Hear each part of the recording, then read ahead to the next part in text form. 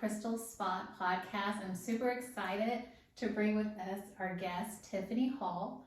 Tiffany was featured in our 2019 issue at All In at 50, and we're going to just talk about the evolution of growth in your mindset, in your beliefs, and all the things that happen, and ways to really project the life that you want for yourself and inspire other people.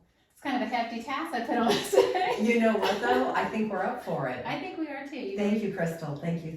We both had our coffee today. So. Yeah, we have. In fact, we're still not a sponsor. Yeah, I wish. Maybe Starbucks called me. But I wanted to talk to you more about, we wrote about you at All In at 50, which is unbelievable because I would not even imagine you're 50, so start there. I thank you. It's really kind of you to say. I feel like... Well, it's honest of me. I believe it too. Thank you. 53, life pipe, 5.3, I guess. I try to really think about it. Yeah. I try to be really, really mindful of the fact that, every day is the one treasure. Mm-hmm. And what if this was the last one? Oh. How would I conduct myself? How would I want people to remember me? What would I want my last bites to be? How grateful am I in that day?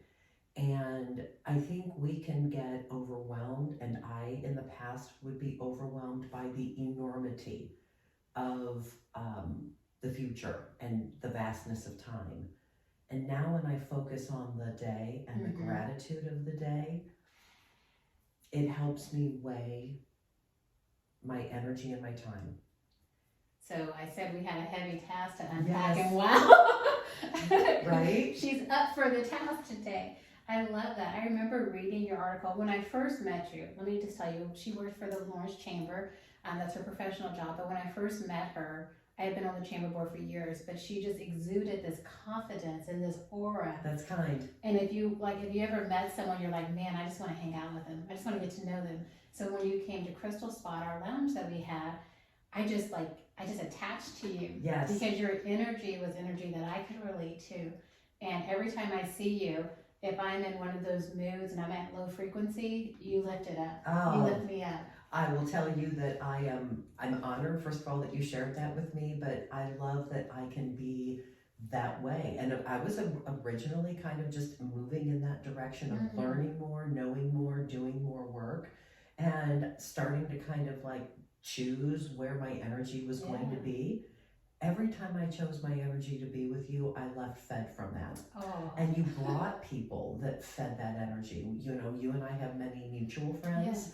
And knowing that that's a tribe of sisterhood and women who truly seek to just lift one another up. There's no agenda to any of our friendship other than just, I see you, sister, and I want you to rise. Yes. What do they say?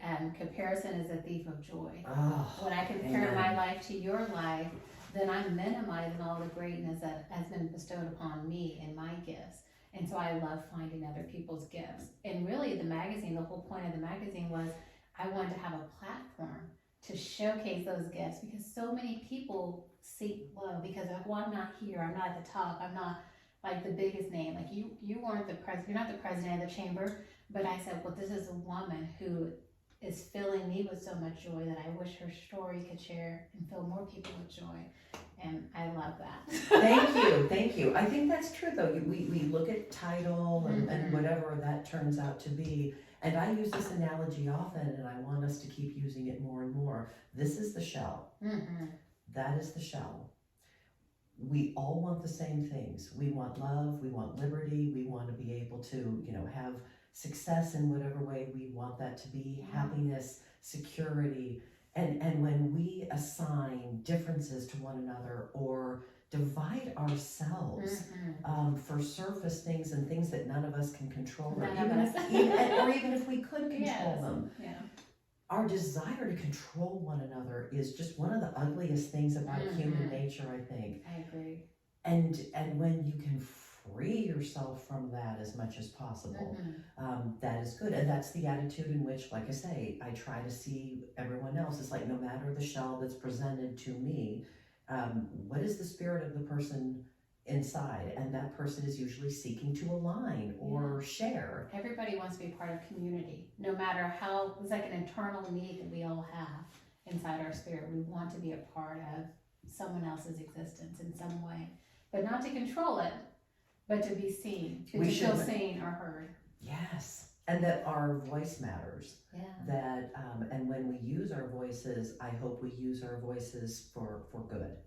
I feel like you should write a book. Oh golly, you know that's awesome to even thank you for you to even say that to me. But in the spirit of being able to do things like this, I love to public speak and I've actually had an opportunity not that long ago to do some more of that. If I can share a message, I would love to. And I want to touch on one more thing that you talked about, which is, you know, we sometimes look at people and we talk about the shell and we're like, oh, I want to be that. Yes. I think we are now in a space where we realize that that is just one very segmented part of a person.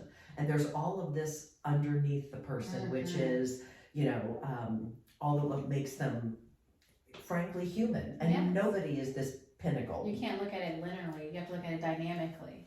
What is the holistic view of everyone? Absolutely. Because we're all not one thing. You don't know this yet. And so I'm going to throw this on her. I'm actually putting together a women's conference, and I'm going to have you be one of my speakers. So I consider that a high honor. Yeah. And I don't even know the date, but I'm grateful. Well, Thank you. It's in the works for fall, probably 2024. So it's going to take some time. I can't think of anyone better to do it. And ladies, listen up. That's where I'm going to be. Yes. Well, I've been planning it, kind of working it, and then you know life hits you. You know, I was sick quite a while this year, and I had some other stuff that happened that took away energy.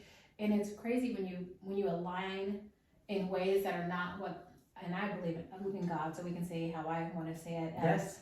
When you align with things that aren't in God's way for you, He might sit you down for a little bit. Say, sit down, refresh, take a break, and then come back bigger and stronger and more energized. And I think that's where my life is heading. So it was going to be fall 2023, but if I'm looking at it and putting together the best program I can get, it's probably going to be more of a spring fall 2024. That's amazing. It'll be worth waiting for. Just like everything you do. Yes. You manifest. You manifest. I feel like I've learned to be okay with failure. And once I got to that point, I've had wins. And wins not meaning materialistic, financial success. It's just wins that every day I wake up and I try to do my best. And that's it. That is a win, 100%. But it's so interesting when you say that you have dealt with failure, because once again, the lens, at least from my perspective too, is I am always interested in what a woman has gone through to bring her to that high level. Yeah. And you know that there's nobody who has gotten to that high level without some sharpening. Oh, of course. And it's not failure to a point, and I was so afraid of that. Growing up, that was a bad word. It's the F word. You don't fail. Yeah. Like, because if you fail, you're a failure. And that's what I was raised with, that mentality. Sure. And now I realize, like, hey, you know what? I make mistakes every single day. But if I am graced with another day, then I have a chance to correct that mistake. Or I don't ever make mistakes that I think are hurtful to someone else. Yes. And if I do that, then I'm overly correcting to make sure those relationships are okay. But I was afraid to fail. And it was what held me back from becoming the woman that I think God had ordained me to be. And over the last 5, 6, 7 years, I have learned that it's really okay. And a lot of that is because I was placed in, John was placed in my life. That was not something I could have ever intuited. There's no way we could have been a matchmaker at the same time. That was something that I think that I didn't even know I needed. And this is about my partner, so you guys can I don't know how you're but you know him, so I can share. I do. I feel like, and we talk about that, like we were never in the same crowds. We were never in the same rooms. We were never going to even run into each other. But there was a connection that I think God put together. And that's something we can never explain. Yeah. So, and I think that because of that, I've learned so many lessons because I've watched him make, fail or make mistakes, and I've done the same. And whenever I do it, he's like, give yourself grace. And I'm like, whoa. So me failing doesn't mean I'm a failure. No. And I was like, he's like, who taught you that? And he said, have you ever thought about the limiting beliefs that you've believed about yourself that other people put there? And one of the things... John! Yes. Big John Falco fan, by the way. Yeah. Not a secret. One of the things that I thought about your article when I read it and when I first met you was like, you're living your life on your terms. So many people are so caught up about how your vessel is seen and who they want to define you to be. And you just said, hey, I'm me. Yeah, I love it. And I will tell you, it's such a freaking work, and it's work every day, but I feel like right now I am in a very whole and complete time frame, but the work that took to get here is it's immense. Massive. It is, and I've had my things. I've absolutely had life experiences that have taken me down a couple of times.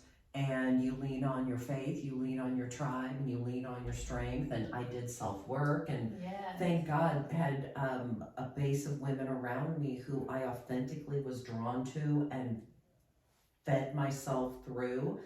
And then I also have somebody who I consider to be a partner. I've been dating a man for 4 years who has completely changed a lot about my life, much in the way that John has done for you. Brought another element to relationship and challenge to me that even a couple of years ago I might have intuited differently, but because I'm learning more and growing more, I find that he is sharpening me, and that hopefully I'm softening him a little bit. We both have our roles. We do have our roles. I love that. But that's so true. It's, I wouldn't have received any of the information I received in the last 7 years, 10 years ago, because I hadn't done the work in myself, and nothing comes without a cost. For you to be where you want to be and define your success, however you define to be, you have to do the work. And that's the work you do alone, without a camera, without an audience, in your room, in the tears, in the closet where I always say I cry. In your prayer, all of that happens on the inside before anyone sees it on the outside. It boils down to me at the end of the day of there is no voice that should be any stronger and more loving than your own to yourself. There is no human that can give you the love and the satisfaction that you need and desire than your own self. Now, if you have the faith, additionally, that his light shines on you, amen. But even if that is not where you align, and regardless. Spiritually, yes. Well, your intuition. Yes. Yeah. Hear yourself, love yourself, see yourself in the mirror and be like, thank you. All the things you hear from other people, like thank your feet, because they take you places, thank your eyes. I think that's something that, COVID taught us too, which is, I think we took freedom for granted. Yes. Oh, we did. We took so many things for granted. We took smiles for granted. Oh my goodness. And that's my favorite thing about people. And when I couldn't see it, when they were covering, I was like, man, I'm not getting that same connection. You cannot connect on Zoom, in my opinion, the same way I can if you and I have as organic, or we have a meeting, and you're not going to get the same openness if we were together, and you could feel the energy around you. I agree, because people are so that way. At least the people, once again, and I know the people you want to be around. Yes. Well, and or because I'm big on the Enneagram. Yeah. For me, and once again, you start about doing some of the work that I think helped me evolve, and I swear, for the longest time, my whole life really, I thought everybody saw the world and navigated the world like me. Of course. So on Enneagram, I am a 7. I am an enthusiast. I'm an exciter. So when I'm into something, I'm freaking into it. All in. I'm all in with it. Yes, that's why she knows me so well.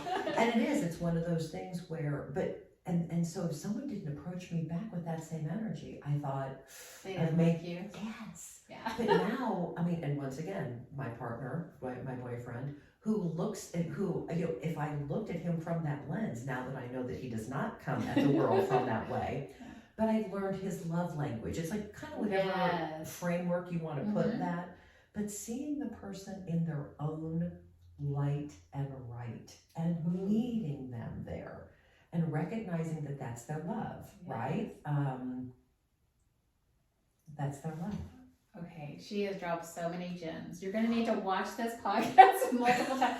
Like I'm like and write. If I had a pen and paper, I would be taking notes. I love you. I mean, thank you. what a gem you are in our community. Thank what you. a gem you are in just this world of people who don't have compassion and joy. Thank you. And what a gem you are in our friendship. And I'm so thankful to know you. Thankful for you, friend. Man, I know. I'm not gonna be up in here crying.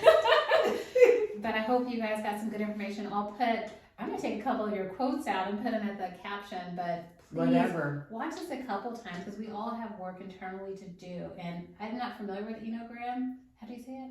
Enneagram. ENNEGRAM. Lindsay Slater, you get full credit. Yeah. Enneagram. There's a simple free test online. Hit up Crystal and make sure she has the information. information. I'll put the link in there. Yeah, what I'll show it to you. Cool way to do that. So thank you again for being on the show. And stay tuned for the women's event I'll be hosting and great speakers like Tiffany. Thank you so much. This episode is brought to you by Crystal Spot Mag. Check us out online at issues.com under Crystal Spot Mag.